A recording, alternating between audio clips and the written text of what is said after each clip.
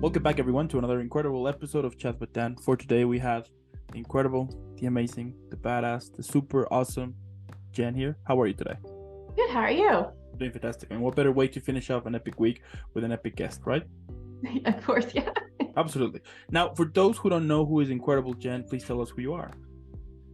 Oh, so that's, you know what they always tell you, like to do like your elevator pitch and you have to like narrow it down and tell people who you are. So I have so many issues with that, but like mainly right now I'm an actor and producer, right? But I'm also a sugar artist and entrepreneur and a philanthropist. So basically you do everything. I'm a Jill of all trades is what people like to say. Yeah. I love it. That's fantastic. Now let's go back in time here and tell me, where did this passion started? Like, what triggered it? That's really funny because like all through school, I really wanted to be a doctor. That was like what I was dead set on. And it wasn't until I turned 19, life happened and I ended up not going the doctor route. I ended up opening a cake business because I had started doing it as a hobby when I was pregnant. And that just sort of like that cake business was kind of like the catalyst for everything else that happened in my life. The cake business, I ended up learning sales and marketing and graphic design and video production and all that type of stuff, developed my own course, to the point where I got so good at it that people started asking me to train them for marketing and sales and stuff. So I developed my own email marketing course, was selling that on automation. So like that cake business started branching out into this like entrepreneur journey where I was creating like multiple different businesses and aspects of it, right? And from there, then it also led to doing TV appearances. So I was on Rogers TV for over a year, like once or twice a month, doing like daytime television, a couple segments a month, like I said.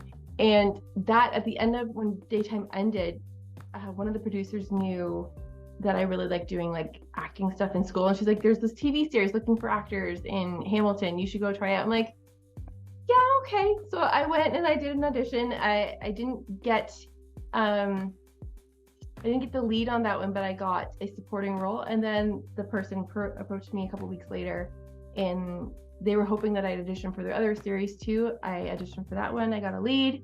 So I got a supporting and a lead within like a month. I'm like, oh, this could be like a thing, right? Mm-hmm. Start taking acting classes, start getting coaching. And 5 years later, here we are, right? We're now producing my own content and acting and stuff as well.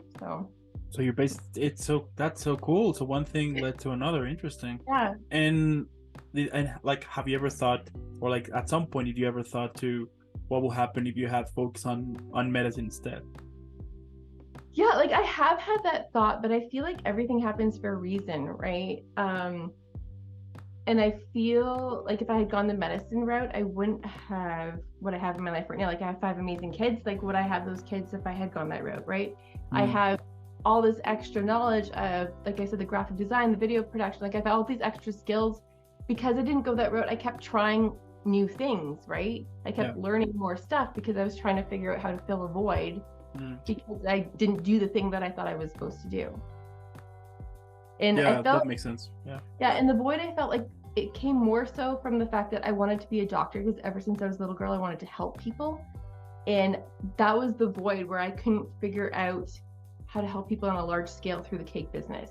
But now that I've gone on this journey, now it's come to this point where, okay, well, now I'm building out my own charity. I am helping people by having a production company and giving my friends opportunities. Like there's other ways that you can figure out to help people on a large scale. It's just where I was at the point in my life and I was so young, I couldn't figure it out at that point, right? And I had to go on this journey to figure that out. That makes total sense. Absolutely. Yeah, I mean, and you think about it at the same, I mean, yeah, if you think about it, you with what you do, you still have helped like a lot of people. So you know, that's pretty cool. Yeah. That's amazing. Wow. And like focusing like a little bit on your acting career, tell me, what is your initial approach when you're about to when you're about to dive into this process of character creation? So if you were to ask me in the beginning, it would have been like who, what, where, when, why, and trying to like plug yourself into a character, right? Where now it's more so how can I bring myself into the role, right? in what circumstance would I be capable of doing what this person's doing? In what circumstance would this be happening to me? So instead of like trying to like put yourself into a mold, you're creating the mold based on, okay, here's the character, but I'm going to put myself into this and the aspects of how I'd be capable of doing this and in what circumstances would I be doing. And then from there, it's like if you don't know something, then you're researching, right? Like if you're playing a doctor, you're going to go and you're going to research things about a doctor, right? Totally. Like what's their schedule look like? What like things that they would have done in medical school? What does their day look like? You know what I mean? Yeah, yeah. So I feel like when you approach things from putting yourself into a role instead of trying to fit into a character, I feel like it makes it easier to then become that character, right? For example, like if you say you're playing a bad guy and you kill somebody, in what circumstances would you be capable of doing that, right? And you go through that process in your head, right? Yeah, yeah. I mean, yeah, absolutely. And also, I think that to not judge the character, you know, which with some of the actors that I've interviewed, they would tell me that focus to not ever try to judge the character. Otherwise, when you're about to play it, since you're judging it since the get-go, it's not gonna kind of fully connect, you know? Yeah, and that's a good point because you have to have compassion for the character and you kind of have to understand them at a different level. Like I love Shonda Rhimes was talking in a masterclass and she was basically saying she has compassion for everyone that she writes, right? Because they might be a bad guy, but in their world, in that character's world, they're a good guy because they're just, say, trying to take care of their daughter, right? And they have to do these things to do that. Yeah, absolutely. Yeah. Yeah, which now, I mean, and it's so interesting and for example, that's one of the things that I do like about films sometimes, that whenever they will play the character, like the villain, but they put like a backstory to it, you know? So at some point you can, for example, like the movie The Joker, you know, with the one with Joaquin Phoenix, the fact that how we have like this backstory, and then at some point I remember when I watched the film, at the end of it, I was just thinking about it on my way home, like you know, like thinking about like this I mean, does it make me now a bad guy because I feel somehow some sort of understanding or compassion about like this villain, you know, like things like that. And that is one of the things that I do love about films, when they do that with a villain, that they have like the story about it and not like 1, 2, 3 here we go and that's it, you know, which you know some films will do that, and that's fine, but at least to me I prefer when we have like a little bit of juice on it, you know. Yeah, well, even like villains in real life are 3-dimensional characters, right? Like nobody is like 1-dimensional on the planet. So like what has somebody gone through to get to the point in their life where they're now a villain, right? Yeah, like once you know like some of the backstories of these villains, you're like, oh, that makes sense. You know, like that makes sense, you know. So it's so, and that is not, yeah, exactly. And that is so interesting when a film, for example, or a TV show or play, you know, that they managed to do that, you know, that they managed to put like this sort of understanding for the whole characters here into a point in which you totally feel relatable to it, regardless if it is like the hero or the villain, you know. Yeah, for sure. Wow, amazing. Now tell me, like, what has been the character that took you the most? Like, has it ever happened that to you, that there was this character that took you more than usual? Yeah, like I played a queen back in 1300 AD, and that's badass. It was a Scottish queen. So that one took a little bit more prep for, because I couldn't do a Scottish accent unless you talk about like joking around with my dad doing like a really bad one. Yeah. So I had to get training and stuff on that, and then just putting yourself into a role back in that time period, right? Yeah. And now that you mentioned accents, like how you prepare it, like what is your thing? Do you watch tutorials on YouTube, or you watch a couple of films in that sort of language so you can get the accent? Like, how does that work for you? Yeah, so when I first got the edition, I was working with a dialect coach because I had like 24 hours to turn this edition around. And then from there, there's actually an acting website where you can download like a full file of learning how to do different accents. So I've got like ones for like standard American, I've got ones for Scottish and Irish. So it walks you through all the different stuff for learning the accents depending, because the main one that we always have to know is the standard American accent. Totally. Being Canadian, like they'll catch you on like the abouts and the sorries and like, you know what I mean, like that. So it's learning how like even like saying like process in America, like in the US, it'd be process, right? They change their O's to A's. So certain things like that you have to do because there's a lot of American television that's filmed here in Canada where they want you to have that standard American accent. Interesting. And what type of accents do you know? You know? The main ones are standard American and Canadian. I can pull up a Scottish accent, probably not right now because I haven't done it in so long.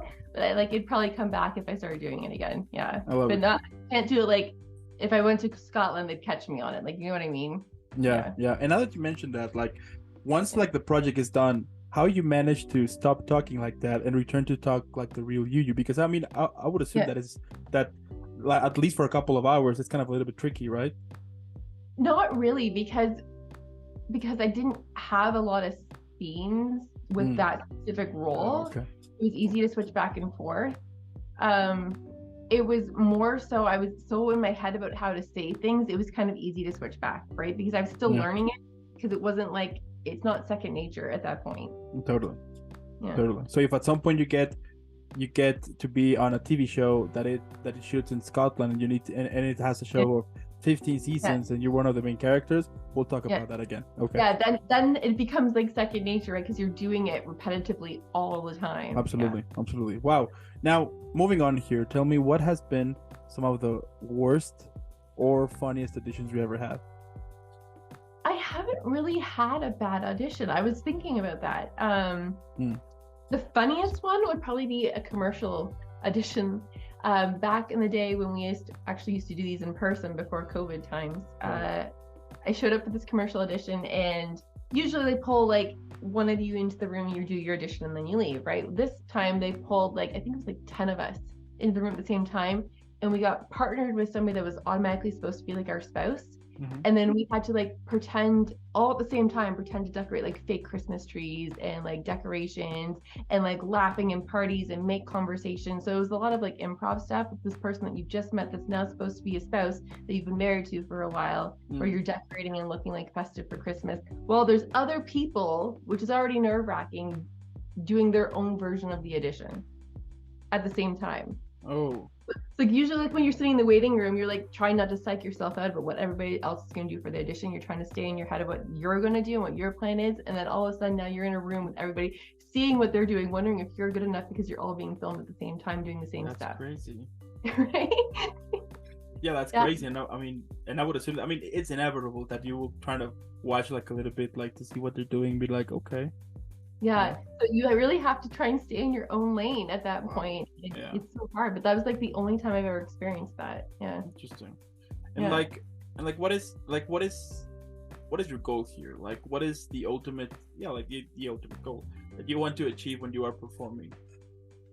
The ultimate goal that I want to achieve when I'm performing, I want to be able to, when you're watching a series and you get really invested in a character because you can either relate to them or you get invested in their story.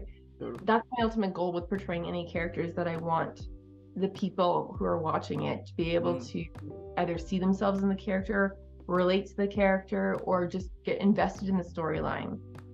Yeah, absolutely. After Game of Thrones, now I don't quite like sometimes to see TV shows because I'm like, at some point they're gonna kill him in the most worst way possible. And that's gonna break me.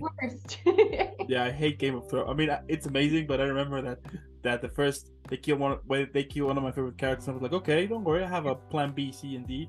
Yeah. Once they kill all of them, I was like, you gotta be kidding me. Yeah. So yeah. Now, let's say that they've done a good job, right? Because you. Because I got pissed. Yeah, I got super pissed that I got super pissed. I remember that even though at some point I was like, I'm never gonna watch this show. This is so infuriating. Why are they doing that? But yeah, that's when you realize later on that they actually did a good job because you cared into that much of a character that when they kill him is like a part of you die with him. You're like, no, so. Right. Yeah, it's incredible at the end. But let's say, that one day I called you and I tell you that I want to become an actor. Now, I don't have any experience at all. So based on what you know, what advice could you give to me on those first steps that I'm about to make? What I will tell you is don't just focus on acting classes. As an actor, you are your product. So you have to actually think of it like an entrepreneur mindset, where you're going to want to have some form of business training and you're going to want to have some form of marketing training. So approach it like kind of like a threefold, that you want to have, yes, of course, acting training is super important, but you also have to have that business mindset and that marketing mindset, because you are your product and you're selling yourself. The other aspect of it is don't put all the eggs in the basket of trying to get an agent. Okay. Yes, eventually down the road, an agent can become like a huge asset to your team, right? But you don't need one when you're first starting out to get auditions. You can submit yourself, and actually you'll probably do in the beginning a better job because you know yourself better, and you're actually taking the time to actually put more effort into each pitch, right? You're like, you might have 20 minutes to dedicate to pitching yourself, where your agent might only have 5 minutes. That's what I'm saying. So I know a lot of people that are always upset that they need an agent. Like, you don't. Eventually it'd be a great asset for you, because agents can get you in the doors sometimes where you can't. They can be an invaluable part of your team, but you don't need one when you're first starting out. You can go and submit yourself without. There you go. I'll take that into consideration if I ever want to come back. Yeah. So like, don't let that stop you. It stops a lot of people, right? Where they need headshots, they need an agent, they need this. Like, you don't need any of it. What you need to do is just take the first step, right? Take an acting class, learn some business stuff, learn some marketing stuff, and just start pitching yourself. Yeah. Which and it's, you know, like, one of the things that I like about that I love about the whole acting industry. I mean, I'm not an actor at all, of course, but it's like, from all of the actors that I've interviewed, everyone has like their own different opinion, which makes it like there is no specific manual. What are the things that you need to do? You know, like, you can do this. I mean, all of them, the first thing they say would be, first, of course, taking acting classes, and that makes total sense, because you don't want to go further into something that you haven't quite like a little bit, like, have like a little bit of experience. Otherwise, if you do, for example, the other way around, that you take headshots, you get an agent, and then once you have all of that, you start searching into an acting class. What if you hate it and you already spent that much money into something? So yeah, that makes sense. Yeah, and like, a lot of people will wait to start submitting themselves until they get headshots. Like, you don't need to. Like, yes, get professional headshots done at some point, right? Totally. But if like a role comes up tomorrow and you don't have a professional headshot, and you're not going to submit yourself just because you don't have a professional headshot, then you're self-sabotaging yourself. Go find a wall. iPhones take incredible photos. Androids take incredible photos too now, right? Take a really good headshot with your phone and submit for that role until you get professional headshots done. Totally. There you have it. I love it. Now, moving on here, let's say one day Netflix, HBO Max, Disney Plus, you name it, they call you and they tell you that they're gonna make this film, which goes that all of the characters you have played at the moment, they're gonna all gather to celebrate your birthday. Yeah. But the film needs a name, so how would you call it? Probably 13. I was born on the 13th, and I've been in a lot of horror and thrillers. There you have it. That was quick. Okay. Yeah. I feel like 13 would sum it up. 13 tends to stalk me a lot. It is actually my lucky number, despite the fact that it's like a number that people associate with bad things. But the fact that I've been in mainly thrillers and horrors, I feel like 13 would be fitting, especially because it's also the day of my birthday. So. Yeah, you know, fun fact. When I played soccer or football on school, and basketball too, my number was 13 always. Yeah, there you go. Yeah, that's my lucky one too as well. Yeah. Perfect. Now, same question. I mean, now, if you could describe your whole career, but now on a drink, how would you call that drink, and what would it have? I honestly probably I can't think of one specific off the top of my head, so I'd probably go with, like, I'd ask the bartender what the daily special is or the featured drink, because I like to preach that there's not one way to get to a destination. You have to kind of create your own path. So I probably wouldn't go with the norm, because I like to break the molds. I like to color outside the lines a little bit while still playing within the rules.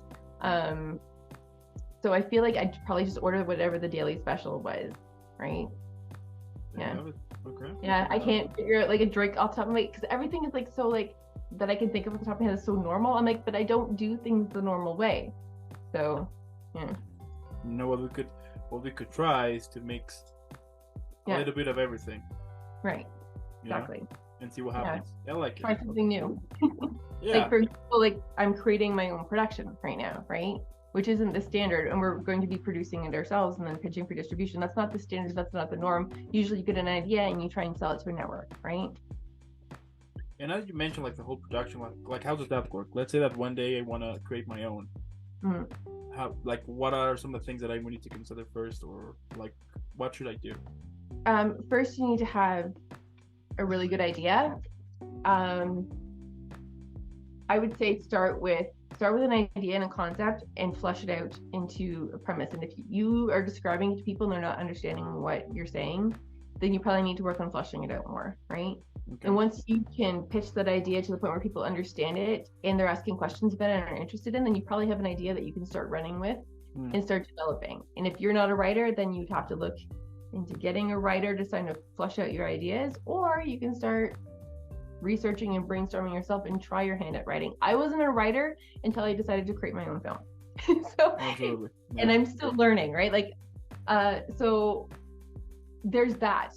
But it's honestly just like taking the first step and then aligning yourself with people in a great team that might know what you don't, or do know what you don't, right? And then you start and you just start figuring it out. I don't know everything, so I have a really great team behind me right now helping me figure this all out. But it starts with an idea, and then you have to start fleshing out from the idea. Okay, cool. Yeah. I'm putting a note of that in the future. All right. And like my last question here is like, what motivates you? You know, we all have those days that we just want to quit. You know, and sometimes comes out of nowhere. You know, sometimes you just wake up or something triggers it, and you start to feel like whatever you're doing is it's a waste of time. I mean, and not only like the whole art industry. I mean, that happens all of it. You know, regardless if you're a lawyer, doctor, actor, musician. Like at some point you want to quit. So my question here is how you manage to silence those toxic thoughts and be back again on this journey, on this road that you have built for so many years now. The first one is, it's always the why, right? I knew ever since I was a little girl that whatever I was doing, I wanted to help people. That's my biggest why. But when those voices start to take over, we get into that horizontal thinking where we can't higher level. I feel like I've developed this person inside of my head that's an extension of myself, where I like, if you separate yourself in your brain from the person that's smack talking you. So like I've named mine Lizzie, and you kind of like do like one of these like Lizzie, like shut up. By doing that, you're no longer talking to yourself necessarily, and we tend to listen to other people more than we listen to ourselves, right? So if you can give that voice inside your head a name or make that a different person than yourself, then you can talk to that person and you can disprove all the theories or stories that they're telling you, right? So if they're telling you, oh, you can't do this, then you start disproving the story and you start having a conversation in your head of, well, why can't I do this? Like, that's not true. That's not the correct story. Start telling yourself a different story. Like, of course I can do this. I just have to take the first step, right? Of course I can do this. I just have to figure this out, or I just have to research this, or I just have to push play on this, right? Totally. Yeah. I do agree on that all 100%. And to like the idea of if you want to do something, just ask yourself why I'm not doing it, you know? Well, it's all stories, right? Like your brain doesn't know the difference between something that's happened and something you're making up, because if you continuously repeat, all your 5 sentences, if you apply the what does it look like, how does it feel, what does it smell like, since the stories you're creating in your head, your brain can't tell the difference between if it happened or if you've made it up. So you can create a new story to whatever you're telling yourself, to what you're self-sabotaging. There you go. Yeah. Incredible. Yeah, it's true. All of that. Yeah. I mean, background in neurolinguistics programming. No, yeah. Because I mean, what I have discovered also is how like your mind can be your best friend or your worst enemy if you let it. You know, like sometimes it's okay for let like a little bit of critics, you know, of like yourself criticize you a little bit. It's okay, but not that much. Otherwise, you're done. You know, and also like if you want to do something, why not doing it? You know, I do. Yeah. As I said, I mean, ask yourself why. I mean, if you see someone doing it, you are the same as that person, so why not trying it? You know, I mean, I do. Yeah, your brain's ultimate job is to keep you safe, right? So everything it thinks you have in your current life, all your habits, all your beliefs, it thinks that that's what you need to keep safe. It can't tell the difference between a bad habit and a good habit. So you try and change something, right? That's when the fear kicks in. That's when the brain kicks in going, oh no, you don't usually do this, right? So it's going to start triggering you. So that fear and those triggers of those habits, you have to get past. And like, I love Mel Robbins. If you look at Mel Robbins' 5-second rule, like that's a great thing where you're doing like a brain interrupt to whatever you're self-sabotaging yourself. You count backwards from 5 because your brain will go on autopilot after 7 seconds and try to make the thing that you're supposed to be doing instead of the thing that you want to try new. Yeah, totally. Wow. I mean, at the end, what can I say, Jen? It's incredible what you do. I love it. Your story is amazing. You should definitely at some point, and I'm pretty sure that it's gonna happen. At some point, you're gonna make a book. I'm gonna make it back. That's gonna happen. I actually have one. It's called From Daydreamer to Living the Dream. I haven't released it yet, but I've been working on it. Yeah. There you go. Because I mean, like the fact that you're doing it because you like it, but also because you wanna help. And I do think that we need more people like you who wants to really help instead of the so-called people who will help but will take advantage of it. But the fact that you're doing it because you want to help people to push, to push themselves and to make them and to make something that they have in their minds happen. That's pretty cool. And I'm super sure that our next conversation at some point is going to be all of the thousands and thousands of projects you already have because of your awesomeness, basically. Well, thank you. Absolutely. I also want to thank those who watched this video. Thank you so much. If you are either listening on Spotify or Apple Music, and I think Google as well, this episode is about to be done, so make sure to go follow Jen like right now. What I'm going to do is that on the description, you're going to find her link to her Instagram, so let's make her viral. # Team Jen, because she's amazing, she's incredible. And again, Jen, thank you so much. Have an incredible weekend. Keep creating, keep inspiring, because I'm super sure that there's people out there who sees you as a role model. So keep doing what you do, and I'll see you in the next one. Thank you so much for having me. There you go.